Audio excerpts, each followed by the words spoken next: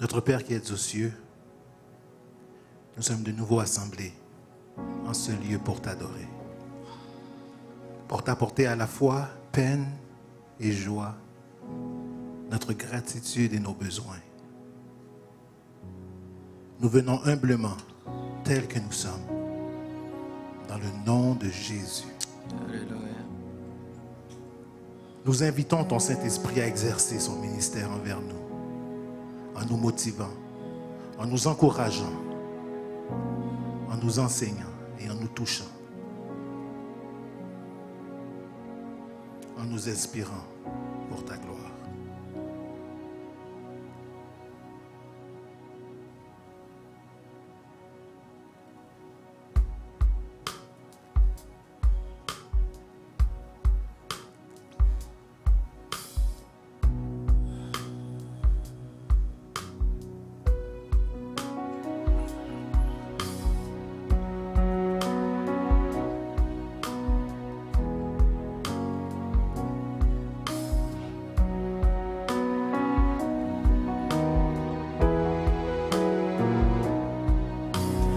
Adorons le Père au plus haut des cieux, la sainte lumière qui brille en tout lieu. Proclamons sa grâce, le pardon divin, l'amour efficace, le bonheur sans fin.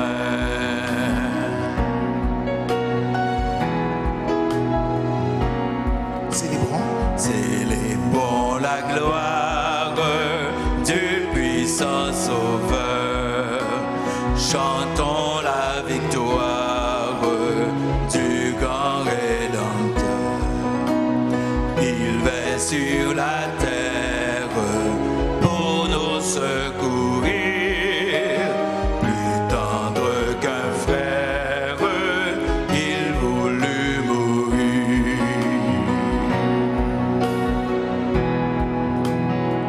Viens céleste flamme, Viens céleste flamme, messager divin, viens montrer à notre âme Jésus le chemin.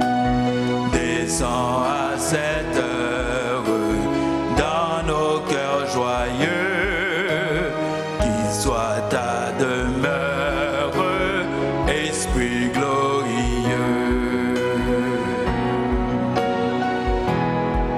disons ensemble, prosternons-nous, Prosternons-nous devant le roi,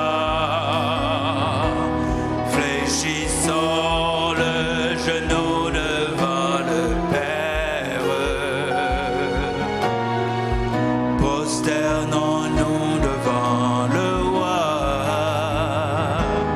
fléchissons le genou devant le Père, car il est notre Dieu et nous sommes le peuple de son pâturage, le troupeau que sa main conduit, le troupeau que sa main conduit. disons encore une fois, prosternons-nous, Prosternons-nous devant le roi, fléchissons le genou devant le Père. Prosternons-nous devant le roi, fléchissons le genou devant le Père, car il est notre Dieu et nous sommes le peuple de son pâturage, le troupeau que sa main conduit, le troupeau que sa main conduit, le troupeau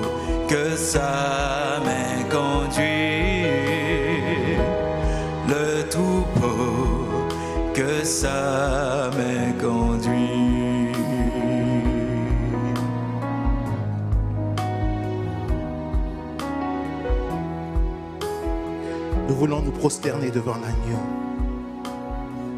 Toi le roi tout-puissant, Jésus-Christ, Seigneur et Sauveur.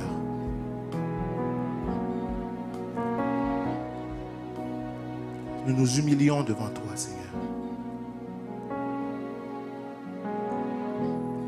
Et nous te déclarons et te couronnons roi, roi de notre vie. Alléluia. Roi sur cette terre, car nul n'est comme toi. Amen.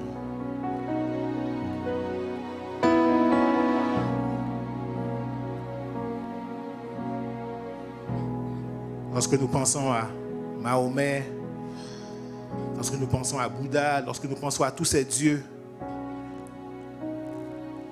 avec petit d, bien sûr, leur tombe est encore présente. Amen. Et toujours pleine, mais la tienne est vide. Le tombeau est vide, car tu es Amen. ressuscité. Tu es le seul vrai Dieu. Amen. Et c'est toi que nous venons adorer ce matin. Alléluia. Jésus, Fils de Dieu, Roi des rois et Seigneur des seigneurs. Siège parmi la louange de ton peuple ce matin. Seigneur. Amen. Amen. Que la paix, la grâce, l'amour de notre Seigneur et Sauveur Jésus-Christ soient avec vous tous, mes frères et sœurs. Amen. Vous tous en présentiel, vous tous en ligne à la maison, nous vous souhaitons la bienvenue à Emebo, Église missionnaire évangélique baptiste de l'Outaouais. Église qui prône la suprématie de Jésus-Christ, de la parole et du Dieu créateur. Et c'est lui que nous venons adorer ce matin. Nous allons continuer notre adoration en faisant une lecture qui sera projetée pour vous. Donc je vais vous demander de rester debout et nous allons faire la lecture du psaume 110. Psaume de David. Parole de l'Éternel à mon Seigneur. Assieds-toi à ma droite, jusqu'à ce que je fasse de tes ennemis ton marchepied. L'Éternel étendra de Sion le sceptre de ta puissance. Domine au milieu de tes ennemis. Ton peuple est plein d'ardeur quand tu rassembles ton armée. Avec des ornements sacrés du sein de l'aurore, ta jeunesse vient à toi comme une rosée. L'Éternel l'a juré et il ne s'en repentira point. Tu es sacrificateur pour toujours à la manière de Melchisédek. Le Seigneur à ta droite brise des rois au jour de sa colère. Il exerce la justice parmi les nations. Tout est plein de cadavres. Il brise des têtes sur toute l'étendue du pays. Il boit au torrent pendant la marche. C'est pourquoi il relève la tête. Amen. Parole du Seigneur.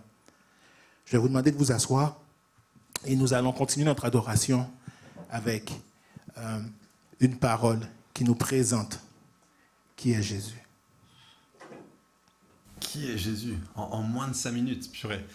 Moi, ça m'a pris ma vie à le découvrir. Mais quand on ouvre la Bible, on découvre un homme tellement puissant, tellement humble, tellement tout. C'est lui le centre de notre message, du message des Écritures. Je ne sais pas trop par où commencer. Je pense que peut-être on peut commencer en disant qu'il a une sagesse incroyable. Quand on regarde juste sa vie humaine, il a tellement révolutionné la façon de penser et de voir le monde et les relations qu'il y a des choses qu'on a commencé à mettre en pratique 2000 ans après qu'il les ait enseignées parce que juste personne n'avait osé à le faire avant. Genre chercher à s'organiser au niveau mondial pour arrêter les guerres. Personne n'y aurait pensé sans Jésus, personne ne l'aurait voulu sans Jésus. Les rapports de bienveillance dans le rapport au travail, dans la parentalité, tout ça, ça vient de Jésus en fait, mais ça a dû fermenter dans une société avant qu'on ose le vivre. Et pas seulement au niveau sociétal. En fait, Jésus, c'est un guide aussi pour nos vies. Dans un monde qui a perdu tous ses principes, on a un enseignement chez Jésus qui nous permet de nous guider au quotidien et ça parle énormément. Jésus était vraiment un prophète qui nous a apporté la vérité de la part de Dieu de façon tellement distillée et profonde que ça en est dingue. Mais en fait, c'est plus profond que ça. Jésus donne du sens au milieu des plus grandes questions de notre existence. Jésus vient comme le Fils de Dieu, donc à travers lui, on voit que Dieu est un Père qui nous aime, pas un brigand dans le ciel qui veut faire tomber du foudre sur notre tête. En fait, si tu as peur de la mort, Jésus te promet la vie éternelle. Alléluia. Si tu as l'impression que tu es sous l'emprise de gens qui t'ont fait du mal, Jésus est puissant pour te libérer. Mais si tu te déprimes parce que tu as l'impression que ta vie n'a aucun sens, Jésus est celui qui vient te donner une raison de vivre. Il te connecte à la vraie transcendance qu'on trouve en Dieu. Si tu as l'impression que tu devrais être condamné à cause des choses que tu as faites, Jésus, il est là pour te pardonner de toutes tes fautes. En fait, si on regarde bien le centre de ce que la Bible dit sur Jésus, c'est qu'il est la manifestation vivante de l'amour de Dieu. Qu'est-ce qu'il t'aime? Quand je regarde comment Jésus considérait les gens, même les gens les moins aimables, ça me touche à chaque fois. Il regardait les gens les plus méprisables selon la façon dont Dieu les considère. Et il est allé jusqu'au bout de cet amour.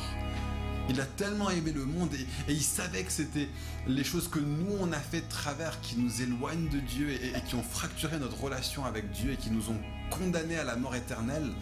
Donc Jésus il a accepté de mourir la mort que nous on méritait pour qu'on puisse être revêtus de sa justice à lui. Mais plus que ça, parce qu'il était parfait, la mort n'avait aucune emprise sur lui. La vérité, c'est que Jésus est ressuscité 3 jours après sa mort et la Bible finit sur ça. Parce que Jésus est ressuscité et parce que ça a prouvé qu'il était approuvé par Dieu, qu'il était lui-même le maître de l'univers, qu'il était lui-même Dieu, il a reçu le nom au-dessus de tout autre nom. Donc à quoi ressemble Jésus aujourd'hui ? Aujourd'hui, celui qui est venu mourir comme un agneau est ressuscité comme un lion. Et la Bible dit que toute autorité est entre ses mains et qu'il est le souverain patron de chaque nation, de chaque personne, de tout. Et donc la question qui se pose est celle-ci. Est-ce que tu vas vivre pour toi-même ou pour Jésus ? Est-ce que tu vas reconnaître que Jésus est le Seigneur et qu'il te demande son allégeance ? Nous, notre promesse, c'est que alors que vous le découvrez, vous allez voir que vous n'aurez jamais été aussi libre de votre vie. Amen. Amen. Amen. Voulez-vous adorer ce Jésus avec moi ce Amen. matin? Levons-nous et disons à quel point il est merveilleux. À quel point il n'a aucun pareil. Alléluia. Car personne n'est comme lui sur cette terre.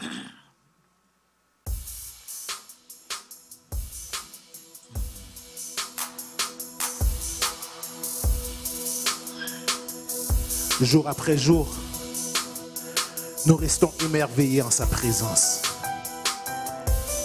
Car nous réalisons que rien n'est impossible à notre Dieu.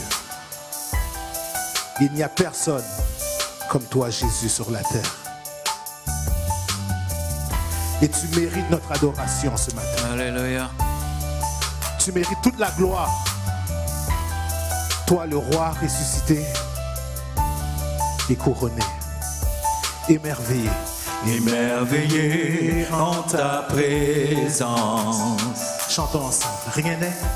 Rien n'était impossible. Émerveillé. Émerveillé en ta présence. Ta joie me remplit. Ta joie me remplit d'espérance. Disons-le encore. Émerveillé en ta présence. Seigneur, rien ne t'est impossible. Rien ne Tu es le Dieu t'est tout-puissant. impossible. Merci Seigneur. Émerveillé. Émerveillé en ta présence. Ta joie me remplit. Ta joie me remplit d'espérance. Car il n'y a personne. Il n'y a personne comme toi, Jésus. Personne n'est comme toi. Sur toute la terre. Il n'y a personne comme toi, Jésus. Personne n'est comme toi. Tu fais de grandes choses. Tes œuvres sont glorieuses. Toi le Dieu fidèle, puissant est ton nom. Tu fais de grandes choses. Tes œuvres sont glorieuses. Toi le Dieu fidèle, puissant est ton nom. Mes frères et sœurs, sachez que il mérite cette gloire. Et si tu ne chantes pas, il va susciter des pierres prier son nom. Ne veux-tu pas l'adorer ce matin? Disons encore une fois, émerveillé en sa présence. Émerveillé en sa présence. Rien ne t'est impossible. Rien ne t'est impossible. Émerveillé en ta présence. Ta joie me remplit d'espérance. Ta joie me remplit d'espérance. Disons encore, il n'y a personne. Il n'y a personne comme toi, Jésus. Personne n'est comme toi sur toute la terre. Il n'y a personne comme toi, Jésus. Personne n'est comme toi. Disons, tu fais de grandes choses. Tes œuvres sont glorieuses. Toi le Dieu fidèle, puissant est ton nom. Tu fais de grandes choses. Tes œuvres sont glorieuses.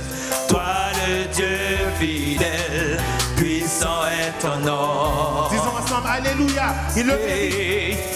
Alléluia, Alléluia, oh, Alléluia, Alléluia, Alléluia, Alléluia. Puissant. Puissant est ton nom. Alléluia, Alléluia, hey, Alléluia, Alléluia, Alléluia, Alléluia. Puissant est ton nom. Puissant est ton nom. Puissant est ton nom. Puissant est ton nom. Oui, puissant est ton nom. Puissant est ton nom. Puissant est ton nom. Puissant est ton nom. Puissant est ton nom. Glorieux est ton nom. Glorieux est ton nom. Glorieux est ton nom. Oui, glorieux est ton nom. Glorieux est ton nom. Glorieux est ton nom. Glorieux est ton nom. Glorieux est ton nom. Merveilleux est ton nom. Merveilleux est ton nom. Merveilleux est ton nom. Merveilleux est ton nom. Merveilleux est ton nom. Merveilleux est ton nom. Merveilleux est ton nom. Merveilleux est ton nom. Puissant est ton nom. Oui, puissant est ton nom. Puissant est ton nom. Oui, puissant est ton nom. Puissant est ton nom. Puissant est ton nom. Puissant est ton nom. Puissant est ton nom. Oh, il n'y a personne, personne comme toi sur toute la terre. Et tu mérites l'adoration de ton peuple ce matin. Seigneur, nous t'adorons, nous t'exaltons pour qui tu es. Toi qui as tous ces attributs. Alléluia. Toi que la parole déclare comme étant conseiller, prince de paix. Alléluia. Père éternel, nous te glorifions, nous te psalmodions. Et nous glorifions ton Saint-Nom, car tu es merveilleux. Ton nom est merveilleux. Amen. Amen. Amen. Chantons encore certains attributs de ce Dieu, de ce Jésus que nous aimons tant, lui qui mérite toute notre adoration.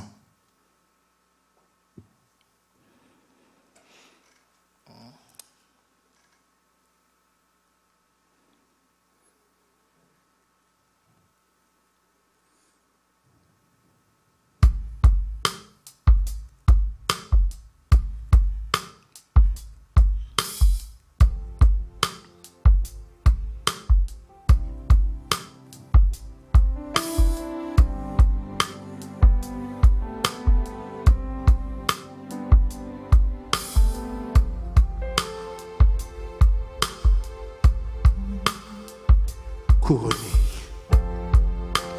Couronné, rayonnant de majesté, tout l'univers proclame ta grandeur.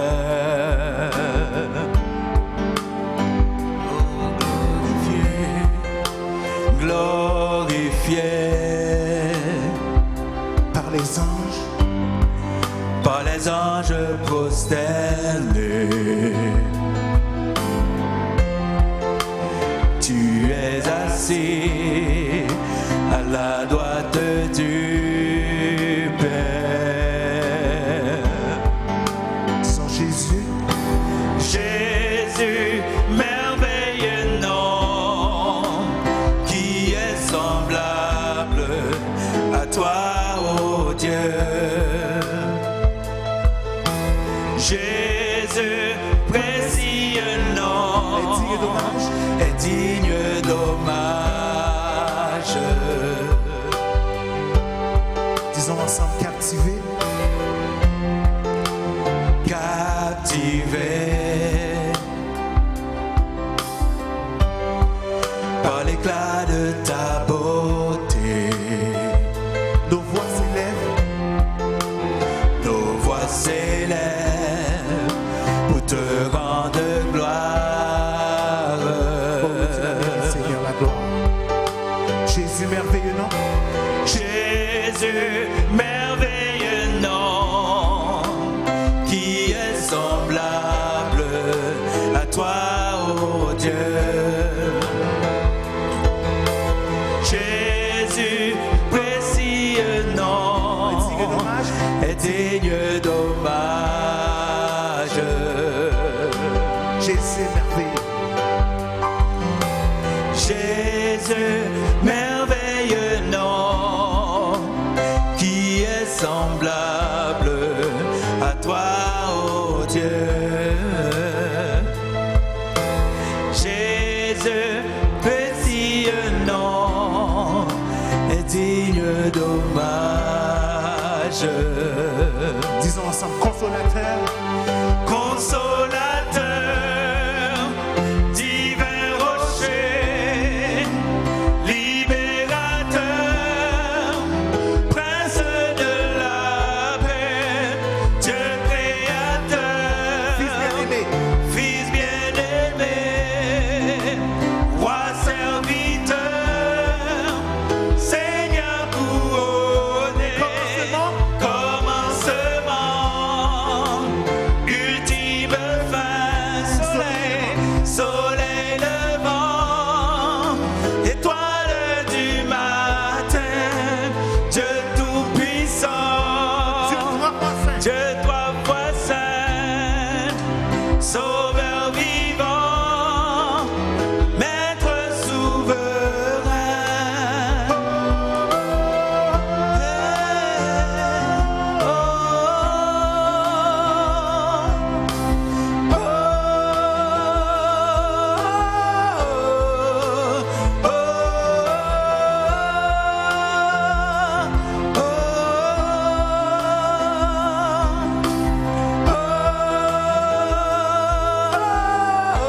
Jésus, merveilleux nom.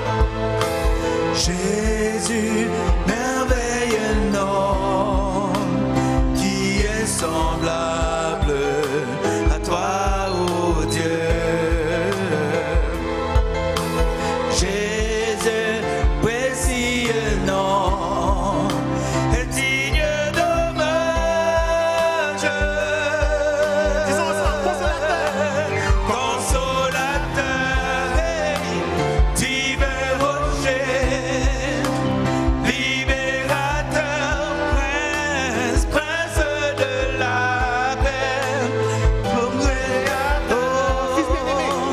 Fils bien-aimé, roi serviteur, Seigneur couronné, commencement, ultime fin, soleil levant, étoile du matin, Dieu tout-puissant, Dieu trois fois saint, sauveur vivant, maître souverain. Jésus, merveilleux nom. Jésus, merveilleux nom, qui est semblable à toi, ô Dieu. Jésus, précieux nom, est digne d'hommage. Disons gloire et honneur au ressuscité. Gloire et honneur au ressuscité. Hey. Tu as vaincu le péché et la mort.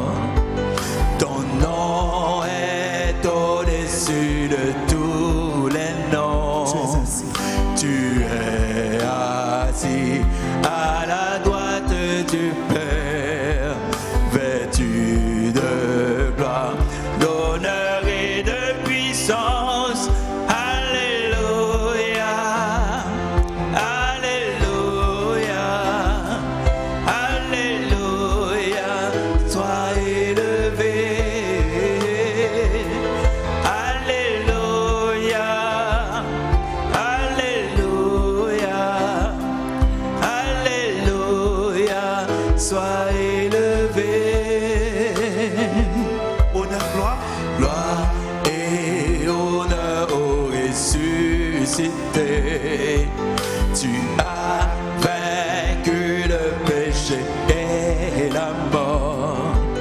Ton nom est au-dessus de tous les noms.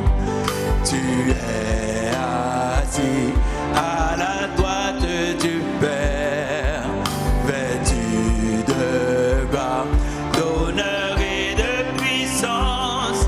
Alléluia, Alléluia, Alléluia, sois élevé.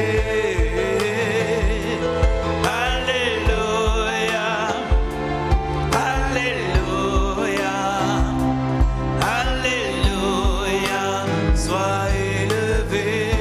Disons ensemble, grand et puissant. Grand et puissant notre Dieu, tu es élevé, tu règnes à jamais. Grand et puissant notre Dieu, tu es élevé, tu règnes à jamais. À jamais. Tu règnes à jamais, tu règnes à jamais, tu règnes à jamais. Jésus, tu règnes à jamais, tu règnes à jamais, tu règnes à jamais. Jésus, consolateur, Divin rocher. divin rocher, libérateur, prince de la paix, Dieu créateur, fils bien-aimé, Roi serviteur.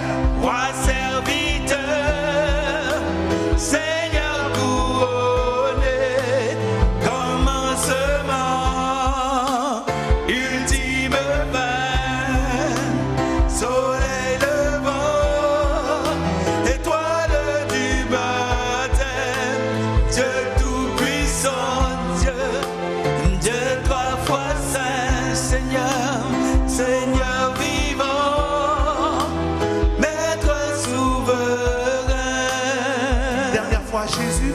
Jésus, merveilleux nom, qui est semblable à toi, ô Dieu. Jésus, précieux nom, est digne d'hommage.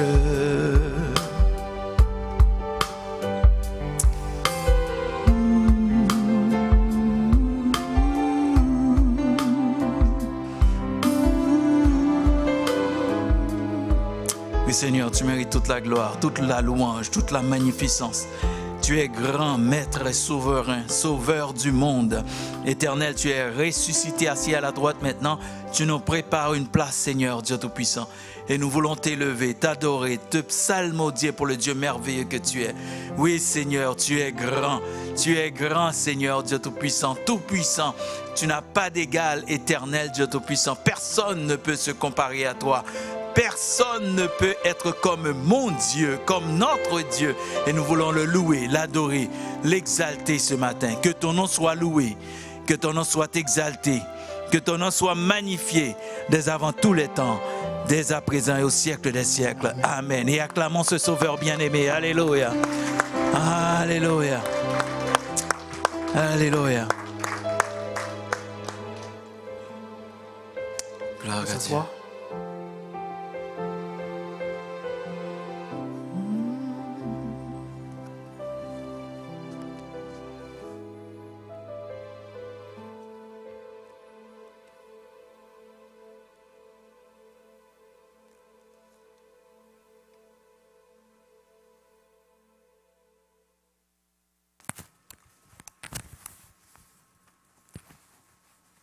Frères et sœurs bien-aimés, que la paix et la grâce de Dieu soient avec chacun d'entre vous.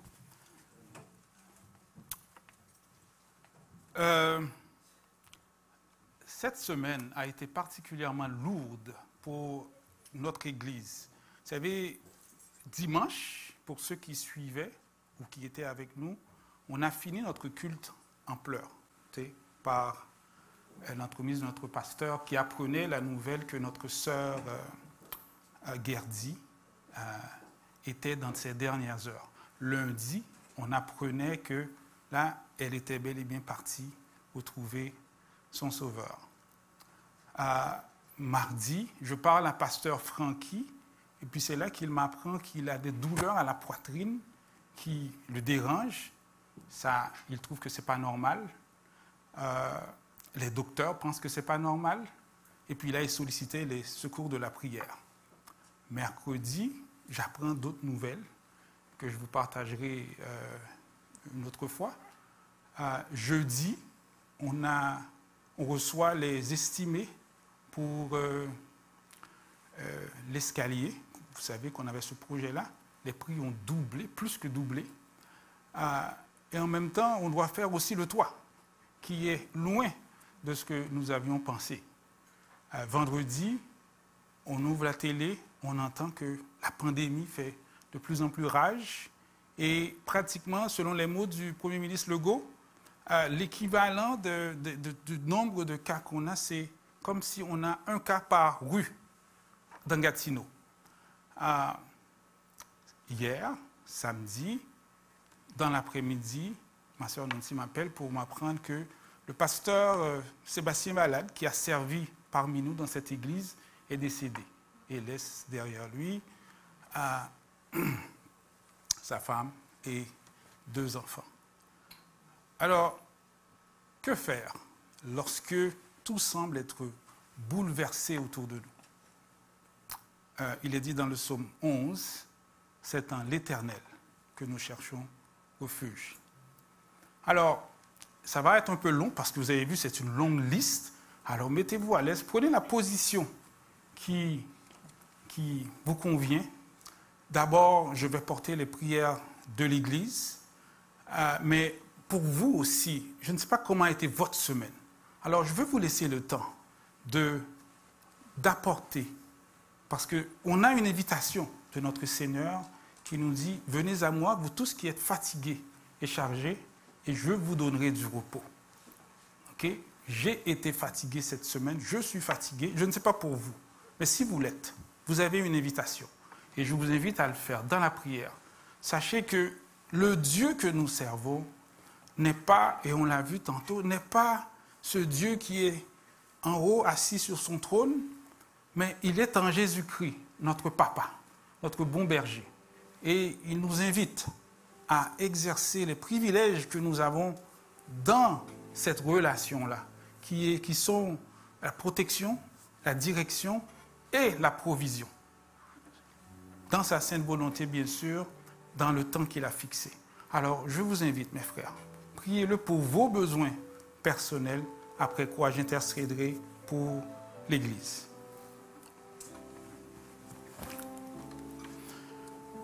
Merci, Seigneur.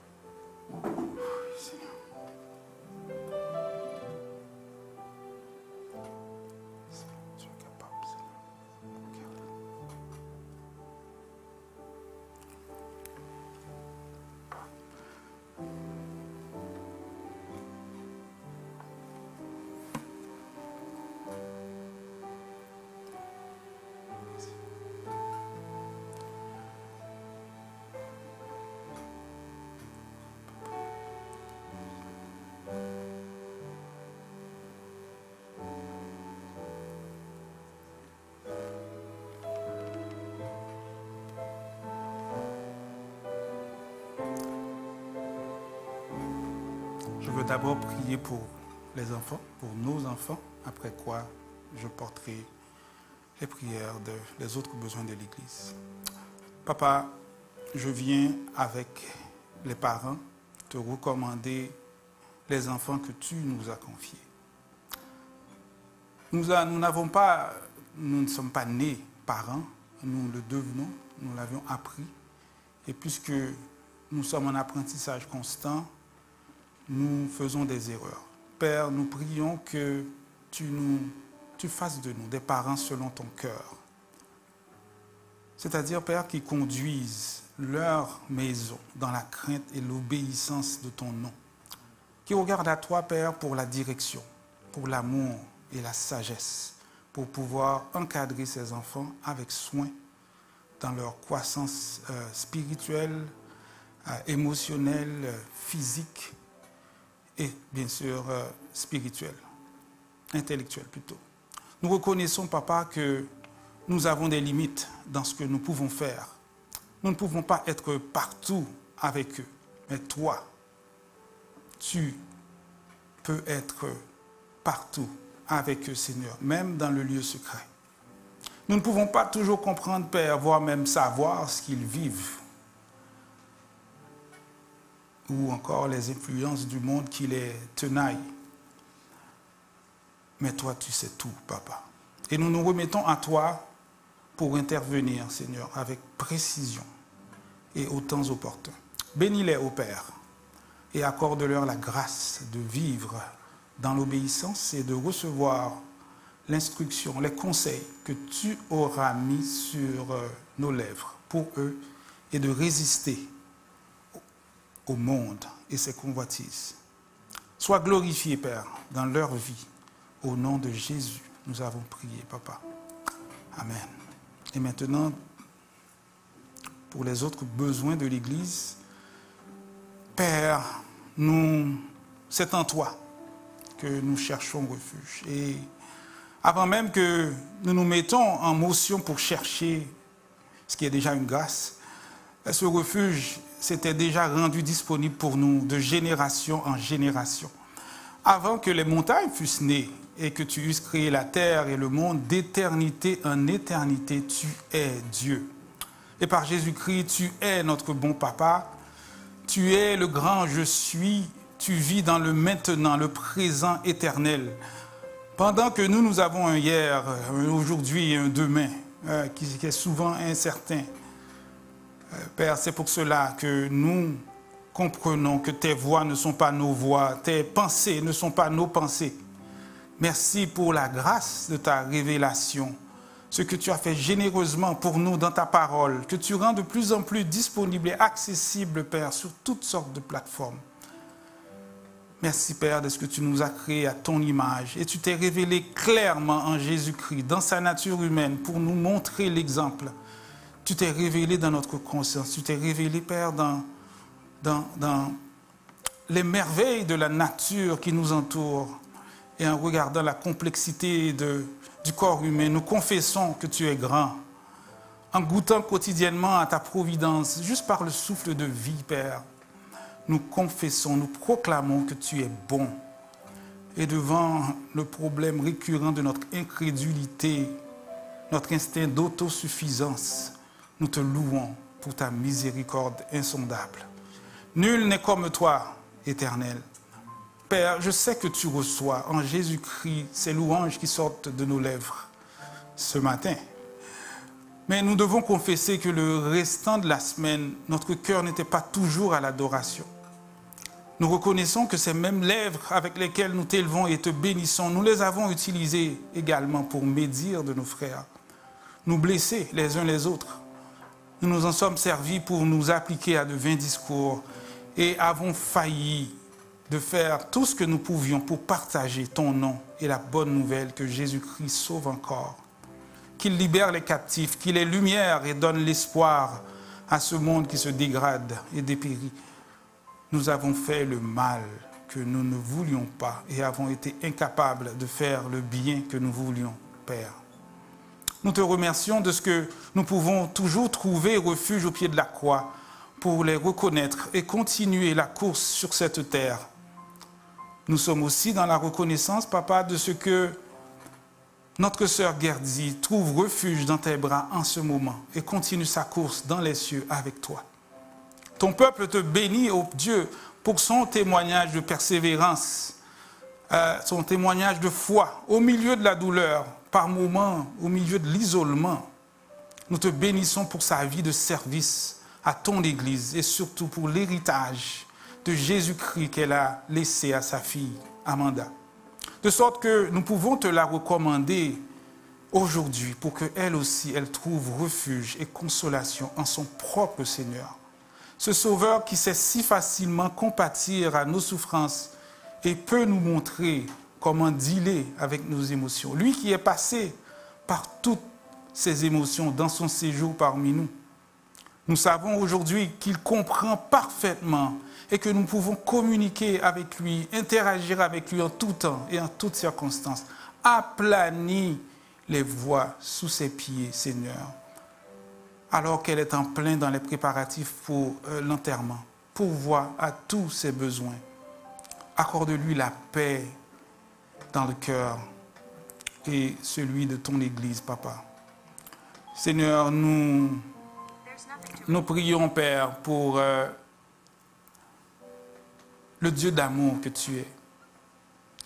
Nous prions, Seigneur, pour le Dieu généreux que tu es et que ça se reflète dans les gestes que nous poserons, autant envers Amanda que notre sœur Chantal et ses 2 enfants, Papa. Tu es le Dieu des miracles, Seigneur.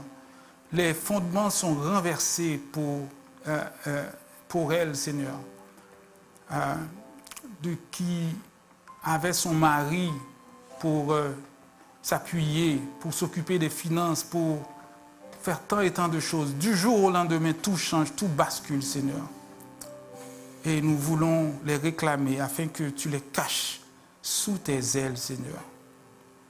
Père, si pour nous, les informations sur la pandémie nous arrivent comme un cheveu sur la soupe,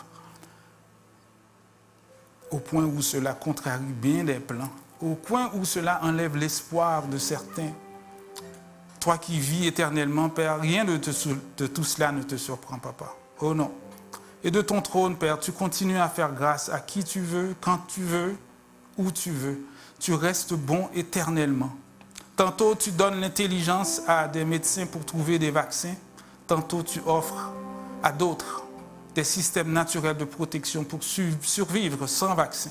Père, garde-nous de tomber dans la peur et aide ton peuple à te voir comme la source de leur vie, à placer leur confiance en toi et non dans le pourcentage de succès d'un vaccin ou dans une marque.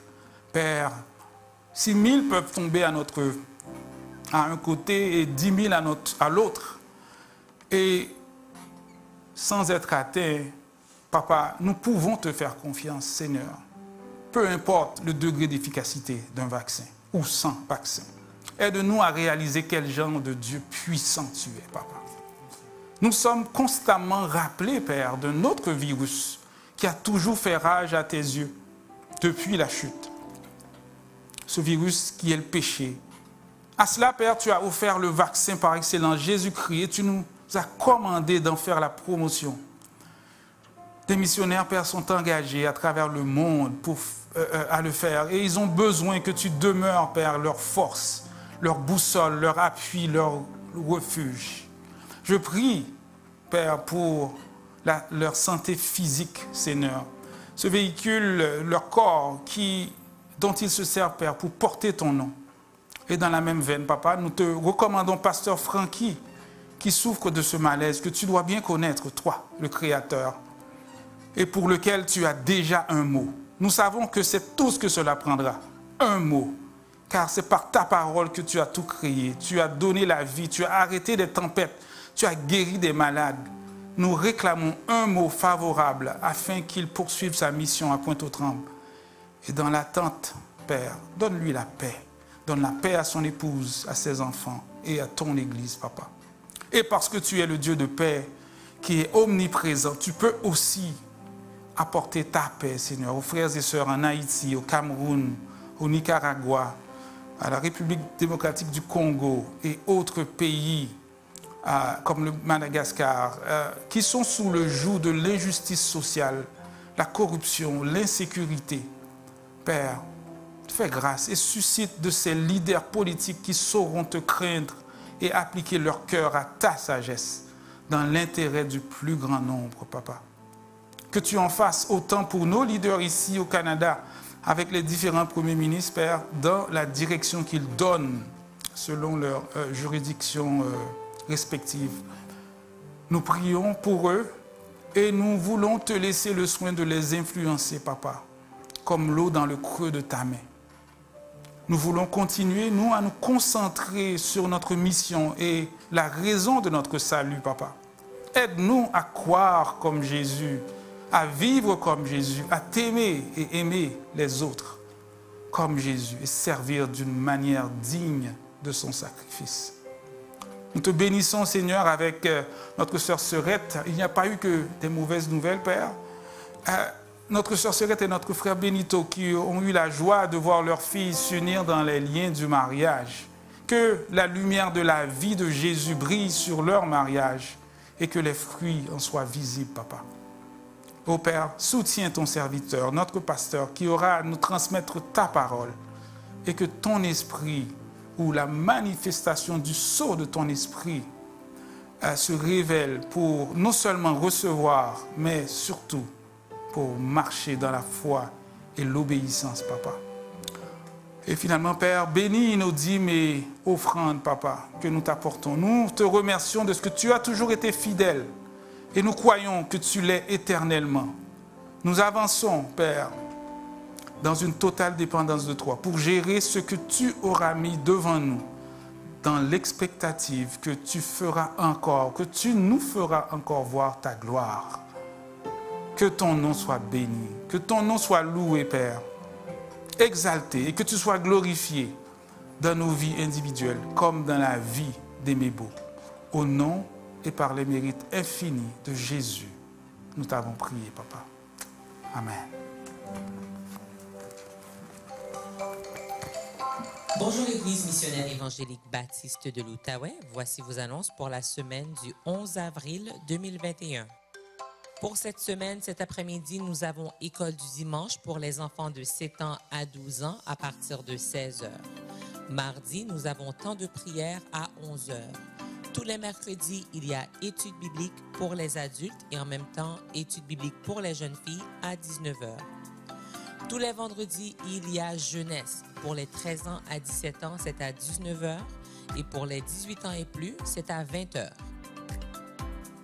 Tous les groupes connexion ou les groupes de quartier continuent de se rencontrer sur Zoom. Si vous n'avez pas de groupe de quartier, écrivez-nous à info@aimébeau.org. Tous les 2 jeudis, il y a études bibliques pour les jeunes hommes. La prochaine rencontre est le 15 avril. Tous les 3e vendredis du mois, il y a rencontre des femmes. La prochaine rencontre est le 16 avril. Tous les 1er et 3e samedis du mois, il y a groupe des hommes. La prochaine rencontre est le 17 avril. Comme vous savez, depuis le 4 avril, nous pouvons seulement accueillir 25 personnes dans le bâtiment en présentiel. Donc, pour participer en personne, on continue de s'inscrire en ligne. Toutes les semaines, vous avez jusqu'à jeudi pour faire l'inscription. Et si vous avez un empêchement ou une urgence qui vous empêche de participer ou de venir au culte, veuillez motiver votre absence à aimébeau.inscription@gmail.com. Nous continuons de faire nos dons de manière électronique par virement Interac. L'adresse est trésorerie@aimébeau.org. Dans la section questions, vous mettez l'objet de votre don et le mot de passe est aimébeau84 en minuscule. Nous souhaitons un joyeux anniversaire à tous ceux qui célèbrent un anniversaire de naissance, de mariage, de conversion cette semaine. Joyeux anniversaire et à vous tous, bonne semaine!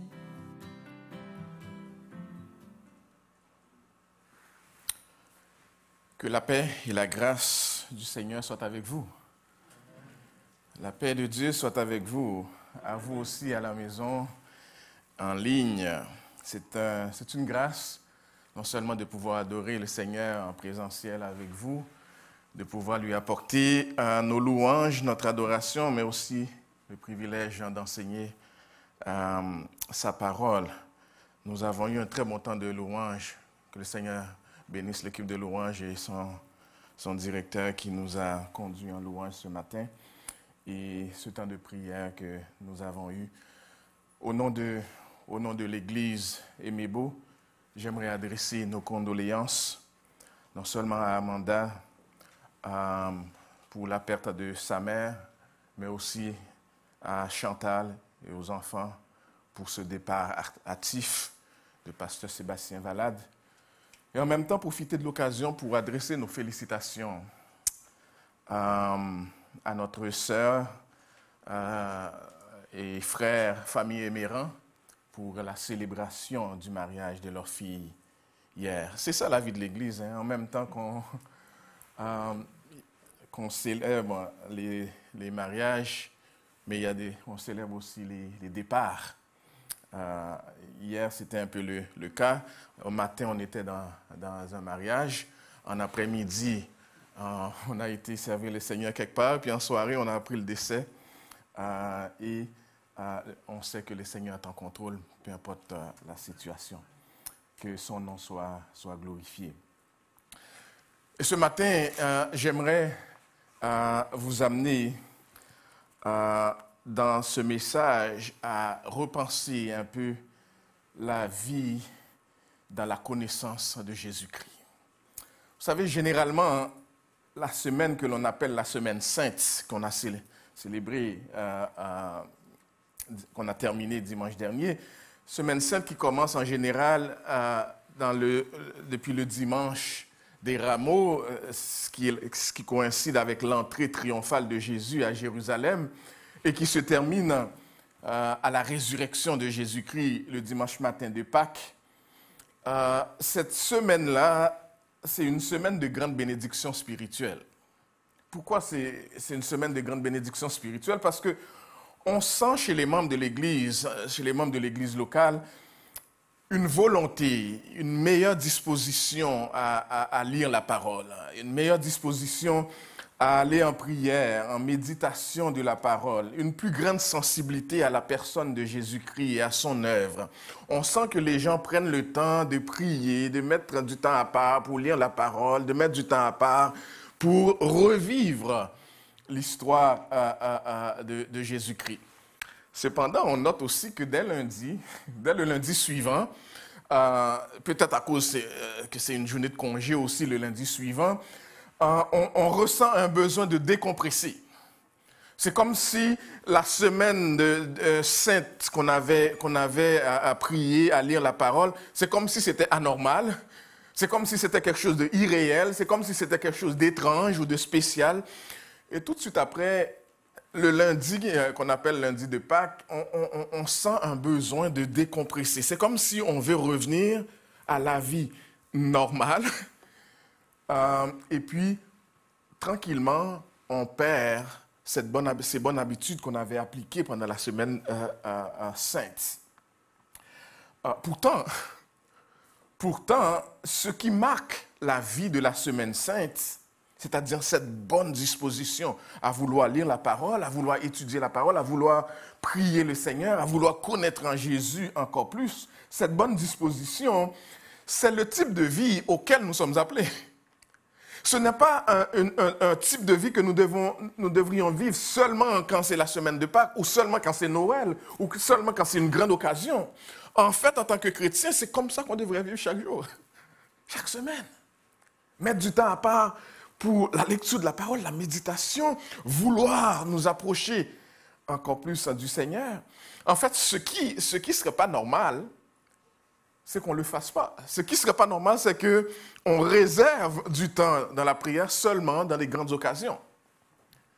Et puis on passe le reste de l'année à vivre la vie chrétienne comme si c'était la vie de tous les jours. Et je me suis posé la question suivante. Comment construire, comment bâtir à partir des acquis de la semaine sainte? Maintenant que ça ne fait pas si longtemps que la semaine sainte est derrière nous, comment on peut comme Église, comment on peut comme personne, comment on peut comme individu bâtir sur les bons acquis qu'on a mis en place, les bons actes de grâce qu'on a mis en place pour continuer ce qu'on a vécu ensemble. Et si comme Église locale, on gardait le momentum. Vous savez, dans le sport, il y a ce qu'on appelle le momentum, un genre de game changer. À un moment donné, c'est l'adversaire qui prenait le contrôle, et puis à un moment donné, il s'est passé quelque chose, et puis l'autre équipe commence à avoir le momentum. Et puis quand c'est toi qui as le momentum, chaque trio essaie de garder le focus. Chaque trio essaie de donner la pression pour que le match, qu'on reprenne le contrôle du match. Et si, comme église locale, on décidait, mais à partir de ce qu'on a vécu pendant la semaine sainte, on va maintenant appliquer ça toutes les semaines, à tous les jours de notre vie.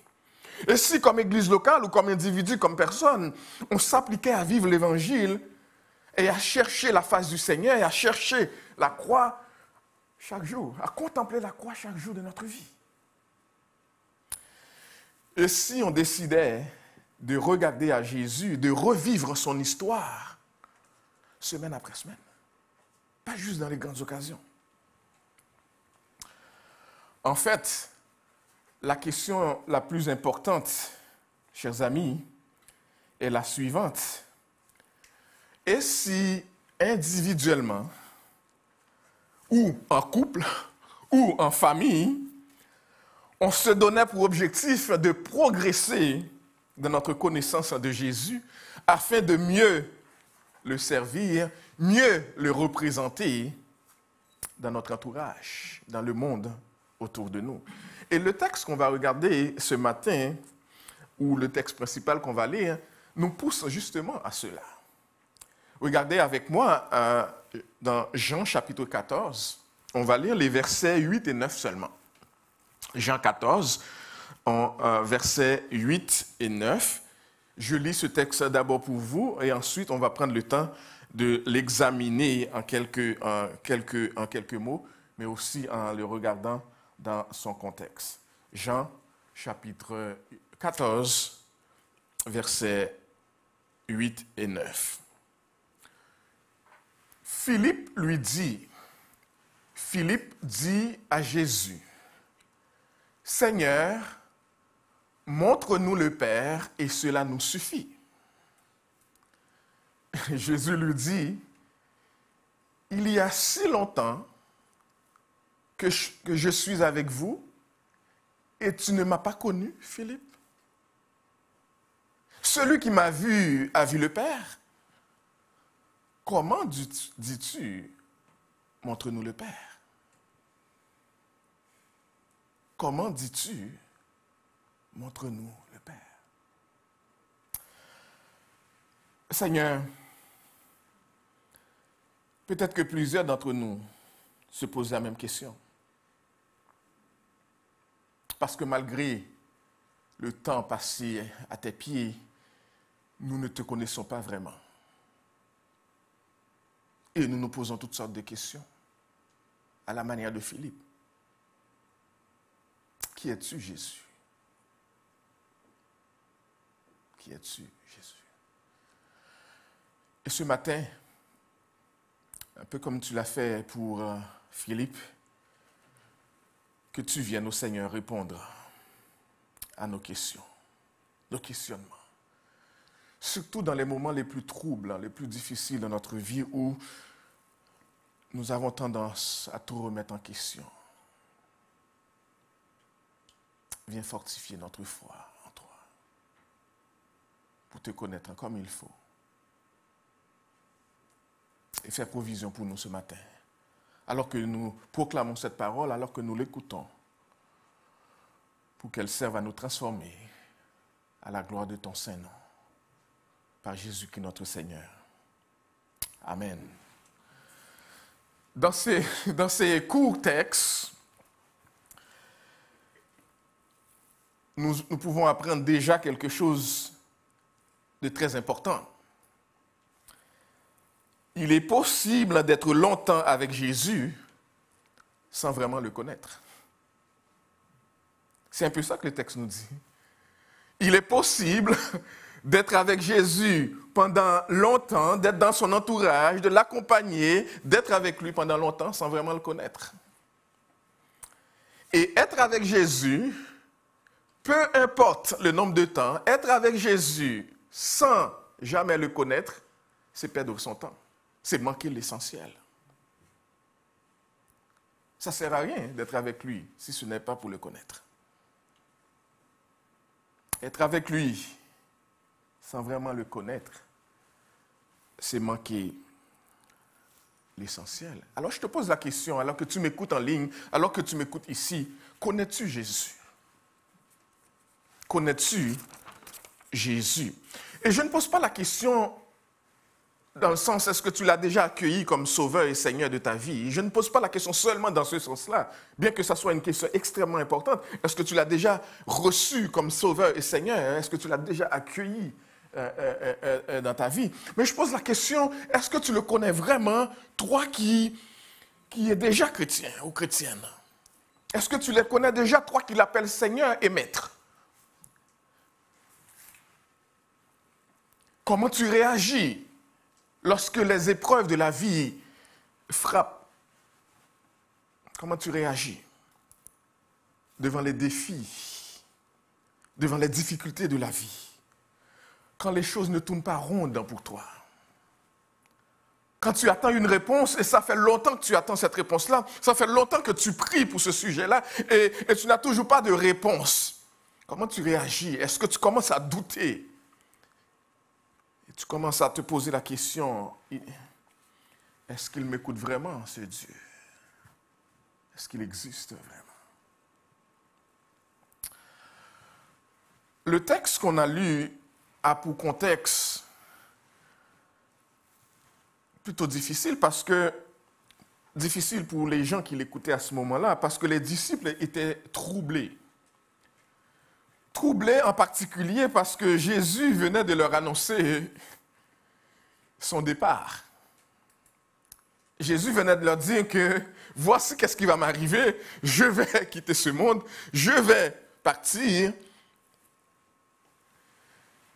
Et Jésus leur dit, arrêtez d'être troublés à cause de cela.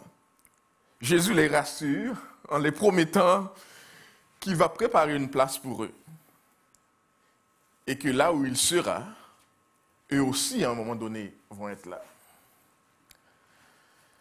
Il leur annonce sa mort, sa résurrection, mais aussi leur propre résurrection. Et on peut comprendre leur tristesse. Imaginez si vous étiez dans une vie avec Jésus présent avec toi, et puis là, il annonce qu'il s'en va, et toi, tu croyais que c'était le Messie qui allait tout changer, et puis comme on l'a vu dimanche dernier, tout n'a pas changé physiquement avec la mort de Jésus. Les Romains étaient encore en Israël et régnaient sur Israël au moment où Jésus venait. Alors, vous pouvez imaginer un instant la déception de ses disciples. Et en Jean, chapitre 14, verset 8, Philippe exprime vraiment tout haut le désir de tout être humain. Si on était à la place de Philippe, peut-être qu'on poserait la même question à Jésus. C'est quoi le désir de tout être humain? Celui de voir Dieu. On aimerait ça, voir Dieu. Même s'il ne nous intéresse pas, on aimerait le voir, peut-être pour pouvoir lui poser des questions, peut-être pour pouvoir le connaître un petit peu plus. Un peu à la manière de Moïse, hein, en Exode chapitre 33, verset 18, qui a dit ceci, « Seigneur, fais-moi voir ta gloire. » On aimerait ça, voir la gloire de Dieu. On aimerait ça tous réveiller dans un genre de rêve où on voit la manifestation de la gloire de Dieu. Et puis Philippe dit à Jésus, peut-être innocemment, peut-être par ignorance, peut-être, je ne sais pas, mais Philippe dit, « Seigneur, montre-nous le Père. » Et cela nous suffit. On aimerait ça voir le Père. Et Jésus lui dit, pas une déclaration étonnante, fracassante, Jésus lui dit, « Celui qui m'a vu a vu le Père. » Celui qui m'a vu a vu le Père. Jésus dit, « Je suis dans le Père et le Père est en moi. » Le Père est en moi et moi je révèle le Père. Mais Jésus va dire encore quelque chose qui est encore plus surprenant. Jésus va dire à Philippe, « Quoi? Depuis tout ce temps-là que je suis avec toi, tu ne m'as pas connu, Philippe? »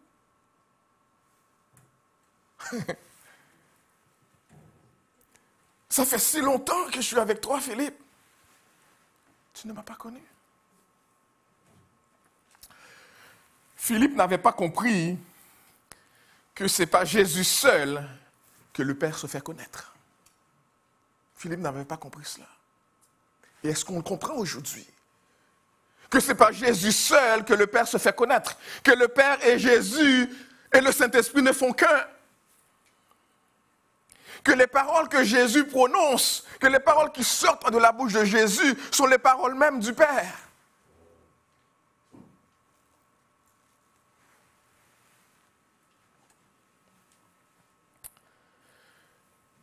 Et voici ce que je pense, chers amis, que Jésus voulait dire à Philippe lorsqu'il lui a dit, en me voyant, c'est aussi voir le Père. Voici qu'est-ce que je pense que Jésus voulait dire à Philippe. Jésus voulait dire à Philippe ceci. Quand Dieu a voulu se faire connaître au monde, il a pris un selfie de lui-même. Et ce selfie-là, c'est Jésus. Quand Dieu a voulu se faire connaître dans le monde, il a pris son téléphone clic, selfie de lui-même, et il met ça sur la toile du monde en Jésus pour se faire connaître. Et je suis heureux de vous apprendre ce matin que Jésus, Dieu est celui qui a inventé le selfie. L'ego portrait, le selfie que vous utilisez aujourd'hui, le moyen de connaître Dieu, il n'y a pas d'autre moyen, c'est Jésus. Et il est le selfie de Dieu. Et si vous avez des doutes par rapport à cela, si vous ne me croyez pas, regardons quelques textes. Regardons quelques textes, si notre sœur peut afficher pour nous le premier acétate. Regardez qu'est-ce que Colossiens, chapitre 1er, verset 15 nous dit. Jésus est l'image du Dieu invisible. Amen. Jésus est l'image du Dieu invisible. Le premier-né d'entre les morts. L'image du Dieu invisible. 2 Corinthiens, chapitre 4, verset 4. Si notre évangile est encore voilé, nous dit Paul, il est voilé pour ceux qui périssent, pour les incrédules dont le Dieu de ce siècle a aveuglé l'intelligence, afin qu'ils ne vissent pas briller la splendeur de l'évangile de la gloire de Christ qui est l'image de Dieu. Jésus est l'image de Dieu. Et si vous lisez Jean, le livre de Jean, je crois que c'est chapitre 4, si je ne me trompe pas, verset 24, qui nous dit « Dieu est esprit. Il faut que ceux qui l'adorent en esprit et en vérité. » Mais lorsqu'il a voulu se faire connaître, Jésus est venu pour faire connaître Dieu. Est-ce que vous connaissez Jésus?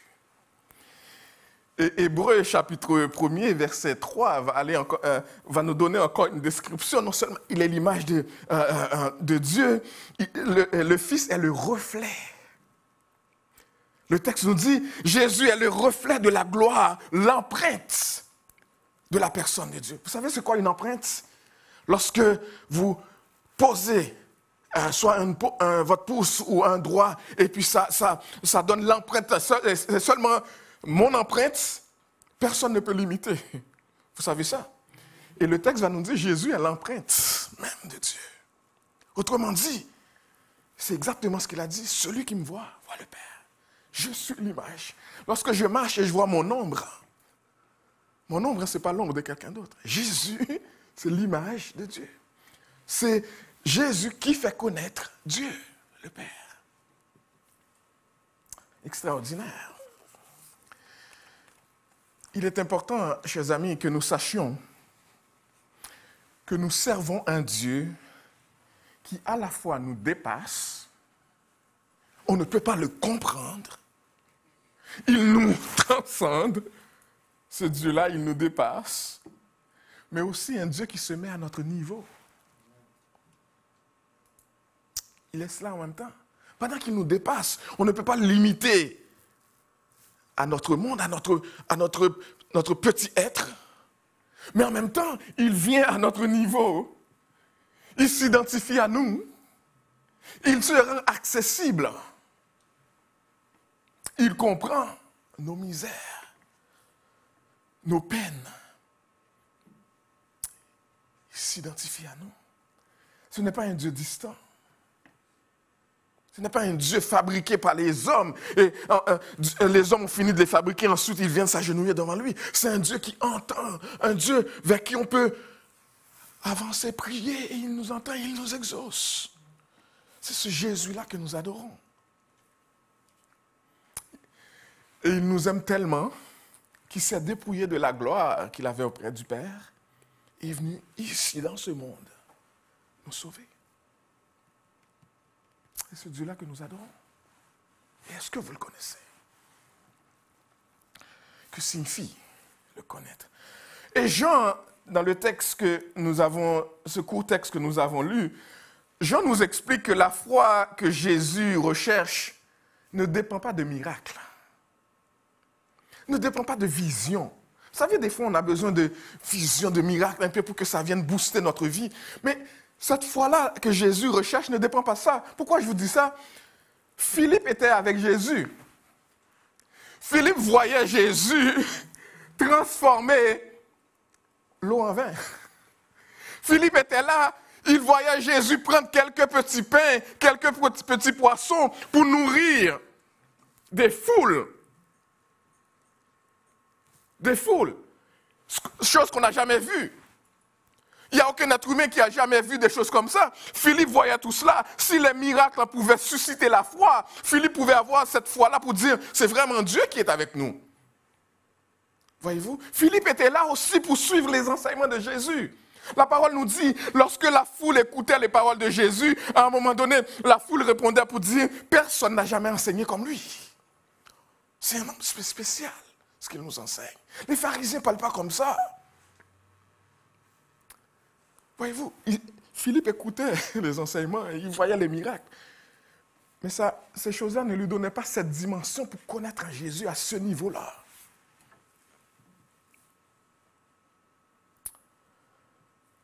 Et vous pouvez poser la question, c'est pas normal qu'un homme comme Philippe, qui a grandi, pas grandi, mais qui a passé du temps avec Jésus, qui a vu ces choses-là, ce n'est pas normal qu'il n'ait pas connu Jésus à son niveau. Et vous pourriez dire, mais c'est quoi ces disciples-là qui accompagnaient Jésus? Je vais vous dire, ne soyons pas trop emprunts à juger Philippe. Parce que nous sommes comme ça aussi. Nous sommes comme ça aussi. Philippe n'avait pas la Bible. Nous avons la Bible. Nous connaissons la parole de Dieu. Et depuis plus de 2000 ans, nous savons qu'est-ce que Jésus fait. Nous savons qu'est-ce qui s'est passé dans le monde évangélique. Nous savons que depuis 2000 ans, seulement 12 disciples ont transformé ce monde. Nous savons qu'est-ce que Dieu est capable de faire. Nous avons à certains moments des expériences de qu'est-ce qu'il est capable de faire parce qu'il a transformé notre vie. Mais qu'est-ce qui arrive lorsqu'une difficulté frappe dans notre vie? On agit comme si on ne le connaissait pas. On se met à douter. Est-ce qu'il écoute? Est-ce qu'il répond? Est-ce qu'il existe? Et plutôt que de venir à lui chercher de l'aide, on va chercher de l'aide à des personnes qui ne peuvent rien faire même pour elles-mêmes. Et on vient leur demander de l'aide. On tourne en rond. Jusqu'à ce que l'Esprit de Dieu nous réveille à le chercher. Et finalement, on dit, oh, comme cette femme qui pendant 12 ans cherchait de l'aide ailleurs, plutôt que de venir à Jésus. Et nous faisons la même chose.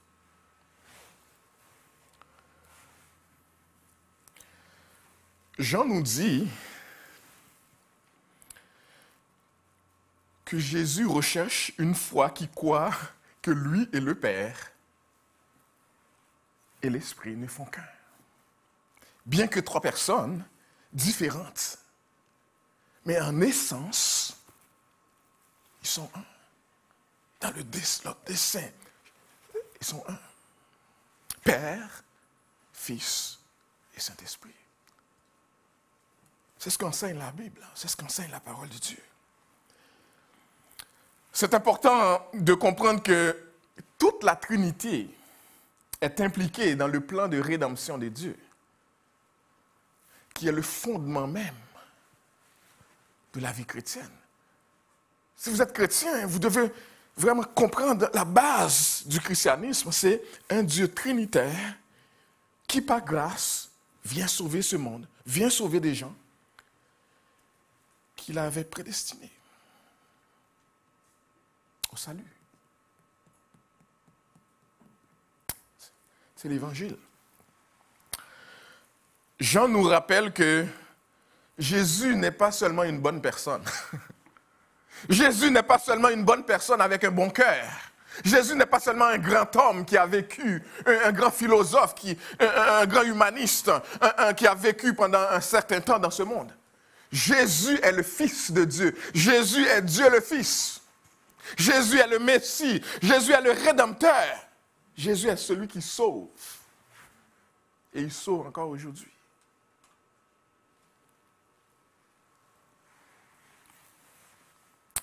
Les paroles qu'il a prononcées, les discours qu'il a faits, ce ne sont pas des paroles d'hommes. Ce sont des discours, des paroles qui viennent de Dieu.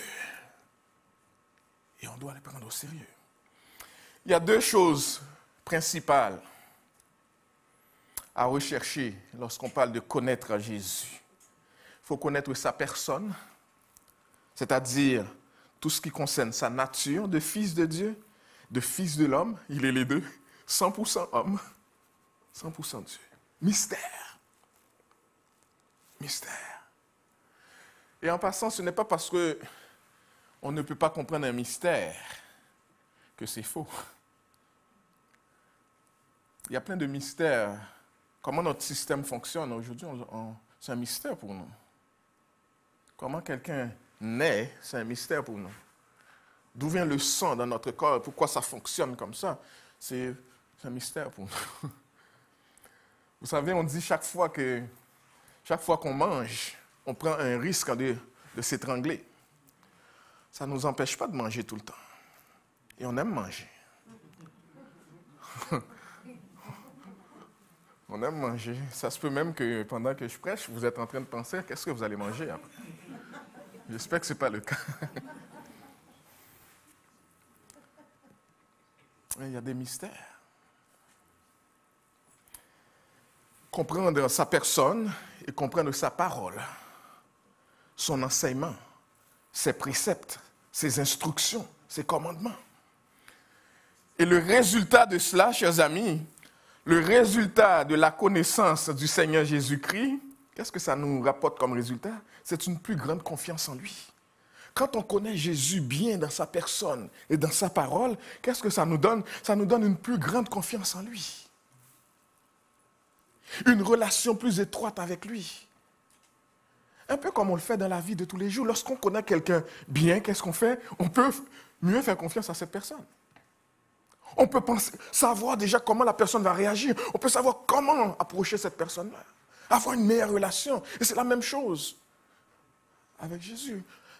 Mieux on le connaît, mieux on s'attache à lui. Plus on veut l'aimer, plus on veut le suivre, obéir à sa parole. Désirer une communion avec lui, désirer sa présence. On aime, plus on le connaît, plus on veut passer du temps avec lui. Parce qu'il devient notre bien le plus précieux. On veut suivre ses commandements, on veut obéir à lui. Et regardez qu'est-ce que l'apôtre Paul dit au niveau des résultats, si on peut afficher pour nous, deuxième acétate, qu'est-ce que l'apôtre Paul dit une fois que, comme résultat, une fois qu'il connaît Jésus, il dit, lorsqu'on connaît Jésus, on regarde toute chose comme une perte. Parce qu'il n'y a rien qui équivaut à Jésus. Il dit, et même je regarde toute chose comme une perte à cause de la connaissance de Jésus-Christ mon Seigneur, pour lequel j'ai renoncé à tout. Et je les regarde comme de la boue afin de gagner Christ. Jésus, une fois qu'on prend connaissance qui il est vraiment, toute chose pour nous paraît comme de la boue, des choses sans importance. Il dit,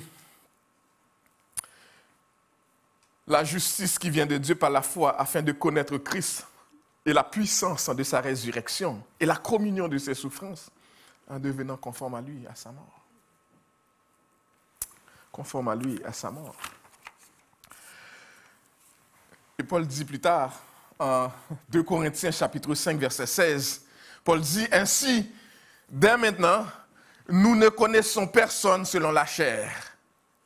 Et si nous connaissons, ou si nous avons connu Christ selon la chair, maintenant nous ne connaissons plus de cette manière.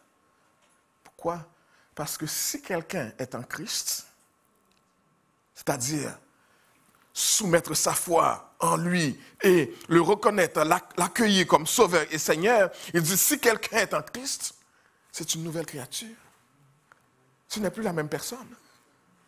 Les choses anciennes, le mode de vie de l'ancien temps, les choses anciennes sont passées. On a une autre perspective de la vie maintenant. Et cette nouvelle perspective en Christ est dirigée par notre nouvelle connaissance de lui. Et enfin, il dit en Matthieu chapitre 16, versets 13 à 17, il nous rapporte, en fait l'évangéliste nous rapporte cette rencontre de Jésus avec ses disciples, où à un moment donné, Jésus leur dit, étant arrivé dans le territoire de Césarée et de Philippe, ce n'est pas le même Philippe, là c'est ville de Philippe, l'autre c'était Philippe, une personne, demanda à ses disciples, « Qui dit-on que je suis? Moi, le Fils de l'homme. » Jésus aime se présenter comme étant le Fils de l'homme. Et les disciples répondirent, « Les uns disent que tu es Jean-Baptiste, les autres Élie, les autres Jérémie ou l'un des prophètes. » Et là, Jésus leur dit, « Vous qui êtes avec moi là, mes proches collaborateurs, vous, au-delà de ce que les autres pensent que je suis, vous, qui dites-vous que je suis? » Et c'est la question que Jésus nous pose. Est-ce que tu le connais au point de pouvoir le présenter? Qui dis-tu que je suis? Et j'imagine, je n'étais pas là, et la Bible ne nous rapporte pas d'image comment ça s'est passé. Et peut-être que les disciples se regardaient les uns les autres. Et puis à un moment donné, Pierre se lève et Pierre dit, « Tu es le Christ, le Fils du Dieu vivant. » Et Jésus lui a dit, « Tu es heureux, Pierre, Simon, de savoir cela. » Parce que ce n'est pas la chair qui te révèle cela. Savoir qui je suis, ça doit être une révélation de Dieu. Savoir qui je suis est une révélation de Dieu. Tu es heureux, tu es béni. Heureux ici veut dire, tu es béni, Simon, de savoir cela. Et ne fais pas juste de le savoir. Reconnais-le et vis-le comme étant une réalité. Parce que la connaissance de Christ, c'est un mystère révélé, nous dit Colossiens chapitre 2, verset 2. Son existence éternelle, sa venue sur la terre comme un simple homme, c'est un mystère. Son ministère glorieux, son œuvre de rédemption par sa mort sur la croix, sa résurrection et son élévation auprès de Dieu, son union avec l'Église. Vous savez, l'Église de Jésus-Christ dont il est la tête, nous sommes des membres, nous en faisons partie. L'épouse, l'agneau, son retour glorieux et l'enlèvement des rachetés, son règne éternel. Parce que la Bible n'a pas seulement annoncé qu'il viendra, il est venu. La Bible n'a pas seulement annoncé qu'il serait mort, il est mort et ressuscité. La Bible annonce aussi qu'il reviendra. Il reviendra. Il reviendra, ce serait un jour heureux et béni pour ceux qui le connaissent. Il reviendra régner. Un jour de jugement pour ceux qui ne le connaissent pas. Ça se peut que nous ne comprenions pas tout par rapport au sujet de Jésus. Mais la Bible nous en parle suffisamment clairement pour que nous puissions le croire et grandir dans notre connaissance de Jésus. La personne de Jésus est mystérieuse, mais sa révélation est une grande bénédiction pour nous. Quels sont les impacts de connaître Jésus? Regardons encore quelques textes, si on peut afficher l'autre acétate. Je vais les lire pour vous assez rapidement. Colossiens chapitre 3, versets 1 à 4. « Si donc vous êtes ressuscités avec Christ, cherchez les choses d'en haut. » si vous êtes ressuscité avec Christ, c'est-à-dire si vous avez accueilli Jésus-Christ comme votre Seigneur et Sauveur, et en le confirmant par le baptême, si Jésus est votre Seigneur et Sauveur, cherchez les choses d'en haut. Passez moins d'attention sur les choses ici-bas qui ne sont que précaires, qui n'ont aucune valeur. Affectionnez-vous aux choses d'en haut, nous dit le texte. Affectionnez-vous aux choses d'en haut. Et plus tard, dans le même texte, Colossiens 3, versets 9 à 10, ne mentez pas les uns aux autres, vous étant dépouillés du vieil homme et de ses œuvres, et ayant revêtu l'homme nouveau qui se renouvelle dans la connaissance selon l'image de celui qui l'a créé. Autrement dit, vivons autrement, comme étant chrétiens. Et Hébreux chapitre 10, versets 19 à 22, nous retenons surtout la fin du texte que j'ai souligné pour vous. Approchons-nous avec un cœur sincère, dans la plénitude de la foi, les cœurs purifiés d'une mauvaise conscience et le corps lavé de l'eau pure en Jésus-Christ. Le chrétien, celui qui connaît Jésus, vit autrement. C'est ce que le texte nous dit. Et ensuite, quels sont les effets? Je vais vous mentionner 4 effets que la connaissance de Jésus apporte. Et c'est James Parker, dans un livre qu'il a écrit qui est très connu dans le monde évangélique, ça s'appelle « Connaître Dieu ». James Parker dit, quand on parle de connaissance de Dieu, connaître Dieu un peu, connaître Dieu juste un peu, vaut mieux que connaître beaucoup de choses sur lui. Vous savez, on peut connaître beaucoup de choses sur Dieu, lire sur Dieu, avoir une bonne connaissance théologique, connaître les doctrines. Mais est-ce qu'on connaît Dieu? Je vous ai déjà expliqué que j'étais à la faculté de théologie à Montréal, et puis un des gars qui était dans la faculté avec nous, à un moment donné, on le voyait assez bizarrement parce qu'on porte des petits jugements aussi, même nous qui étudions pour devenir pasteur ou évangéliste, on le voyait comme étant un étudiant assez spécial. Puis à un moment donné, moi-même, j'ai été le voir, je lui ai posé la question, pourquoi tu étudies en théologie? Parce que j'avais l'impression que ça me paraissait bizarre. Et puis il m'a dit, moi je veux devenir Ougan, mais je veux connaître la parole. Voyez-vous, et je ne connais pas, il y a un autre mot pour traduire le mot Ougan dans d'autres. Un sorcier. Mais je veux connaître la parole, parce que les gens qui viennent me voir, ils veulent les convaincre par la parole. Mais il n'y croit pas. C'est quelqu'un qui veut devenir sorcier. Voyez-vous, ce n'est pas la connaissance des choses qu'on entend sur Dieu qui importe, c'est connaître Dieu. Et c'est pour cela que le chrétien qui fait juste s'asseoir à entendre qu'est-ce qu'on lui dit de la parole, ne connaît pas encore Dieu. Comment tu prends la parole de Dieu? En fait, la mienne, elle est grosse comme ça. Il y en a qui sont plus petites, de Bible, que tu peux traîner plus facilement. En passant, apparemment, plus ta Bible est grosse, plus tu es pécheur. C'est pour ça que je vais montrer que je suis un grand pécheur. C'est pour ça que la mienne est aussi grosse. Mais James Parker, il a donné 4 raisons, 4 effets. Je vais les citer assez rapidement. Il a donné 4 effets lorsqu'on connaît Christ. Qu'est-ce que cela fait? Je les ai mis aussi pour vous pour afficher.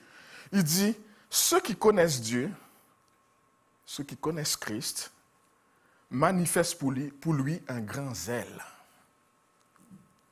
Ceux qui connaissent Christ manifestent pour lui un grand zèle. Et j'aime répéter ici, Dieu ne cherche pas des chrétiens agents secrets.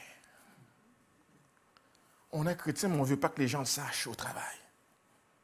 On ne veut pas que personne ne le sache. Au contraire, lorsqu'on connaît le Seigneur, lorsqu'on connaît Christ, on veut le faire connaître. Pour que les gens profitent aussi de ce qu'on a bénéficié.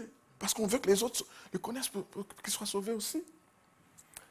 Ce sont des hommes et des femmes qui connaissent Dieu, ce sont des personnes qui vont en prière parce qu'ils veulent connaître encore plus sur lui. Et une des références que j'ai mises pour vous ici, c'est Daniel chapitre 11, verset 32. Et ça vous rappelle qu'est-ce que Daniel, malgré l'épreuve difficile qu'il vivait, il pouvait manifester un grand zèle pour son Dieu. Ceux qui connaissent Dieu, deuxièmement, ont de lui une très haute opinion.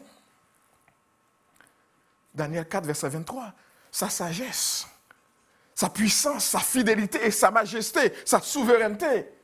Ils le connaissent comme étant le roi des rois, le Seigneur des seigneurs. Ceux qui connaissent Dieu témoignent pour sa cause d'une grande hardiesse.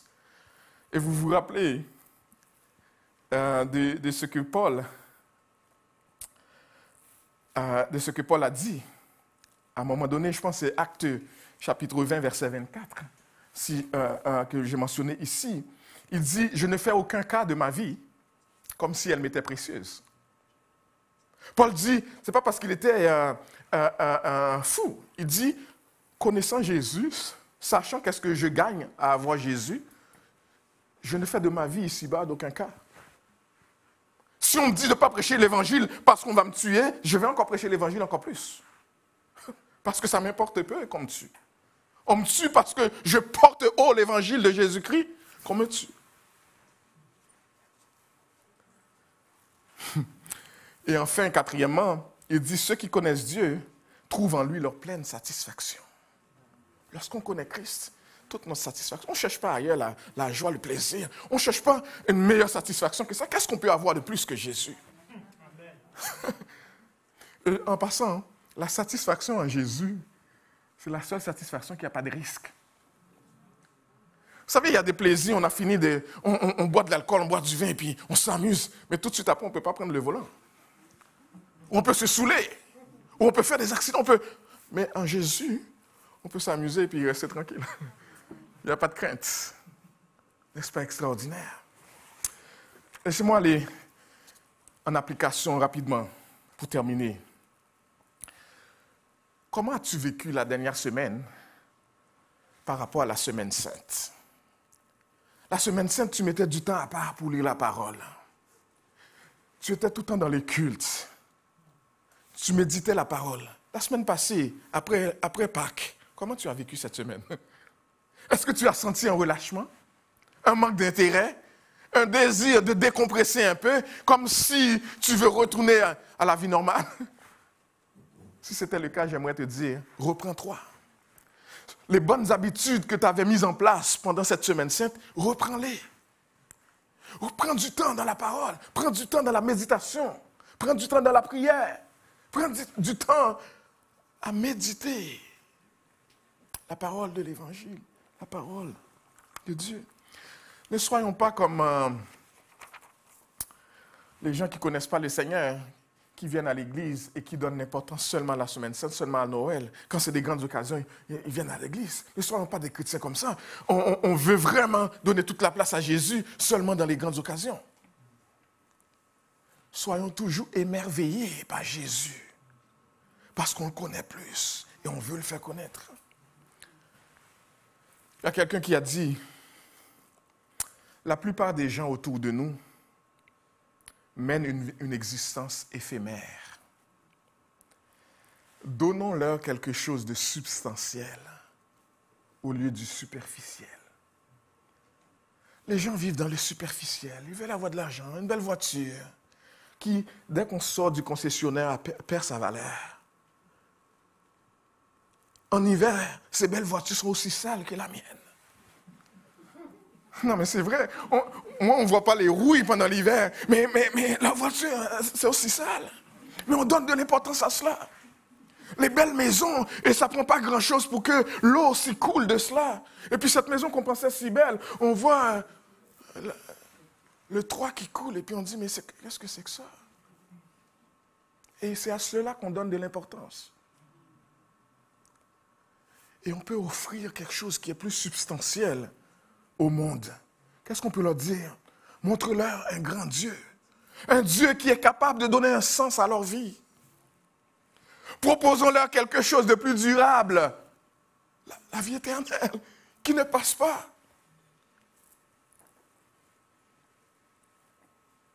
Au lieu des gadgets, au lieu des accessoires, au lieu des jeux de vidéo, proposons aux jeunes, à nos amis, quelque chose de plus sérieux. La parole de Dieu est un cadeau extraordinaire. Vous savez quoi, mes chers amis? La parole de Dieu réconforte les personnes qui sont dans le deuil. La parole de Dieu fortifie celui qui est fatigué. La parole de Dieu convainc le pécheur. La parole de Dieu donne la paix à celui qui se repent. Et ça apporte la joie à ceux qui obéissent. Le message de ce matin, c'est un message à vivre l'Évangile au quotidien. Pas juste dans les grandes occasions. C'est un message à vivre l'Évangile au foyer, dans l'éducation de nos enfants, dans le milieu de travail, dans nos loisirs, dans les jours de victoire, dans les jours de défaite, dans les jours où les choses paraissent bien, où c'est ensoleillé, mais aussi dans les jours où c'est sombre, où c'est pluvieux. L'Évangile, connaître Dieu, connaître Jésus-Christ, c'est vivre pour lui à tous les jours. Parce que lorsqu'on le connaît, on veut aussi le faire connaître. Ça a des effets sur notre vie. Que Dieu nous bénisse et nous donne à le faire pendant cette semaine et les jours à venir. Notre bon Père Céleste, notre Seigneur, notre Dieu, quel privilège d'avoir connu Jésus. Et de pouvoir aujourd'hui lui apporter nos louanges, notre adoration, nos actions de grâce. Et de savoir que dans ce monde si difficile, nous pouvons vivre dans la paix, dans la joie, rassurés que tu es en contrôle de toutes choses. Et nous nous remettons entre tes mains. Nous prions, Seigneur, que tu nous donnes de vivre l'Évangile au quotidien. De vivre pour te plaire. De vivre comme des vrais disciples qui apportons l'Évangile à ceux qui ne te connaissent pas. Nous ne pouvons pas les sauver, mais nous pouvons leur apporter l'Évangile. C'est toi qui les sauves. Et tu décideras dans ta souveraineté. Mais fais-nous grâce de nous rappeler que nous sommes des vrais ambassadeurs de Jésus dans ce monde passager dans lequel nous vivons. Fais-nous grâce, Père. Et relève ceux qui sont abattus, découragés. Fortifie les personnes fatiguées. Soulage, réconforte ceux d'entre nous qui sont en deuil. Et fais grâce au Père, alors que nous te prions dans le précieux nom de Jésus, notre Seigneur et Sauveur. Amen. Amen. Je vous invite à vous lever ici, comme à la maison, alors que nous allons prononcer les paroles de bénédiction pour terminer ce culte. Nous lisons en 2 Pierre, chapitre 3, versets 17 et 18. Vous donc, bien-aimés, qui êtes avertis, mettez-vous sur vos gardes, de peur que, entraînés par l'égarement des impies, vous ne veniez à déchoir de votre fermeté. Mais croissez dans la grâce et dans la connaissance de notre Seigneur et Sauveur Jésus-Christ. À lui soit la gloire, maintenant et pour l'éternité. Allez dans la paix du Seigneur. Que Dieu vous bénisse abondamment. Bon dimanche.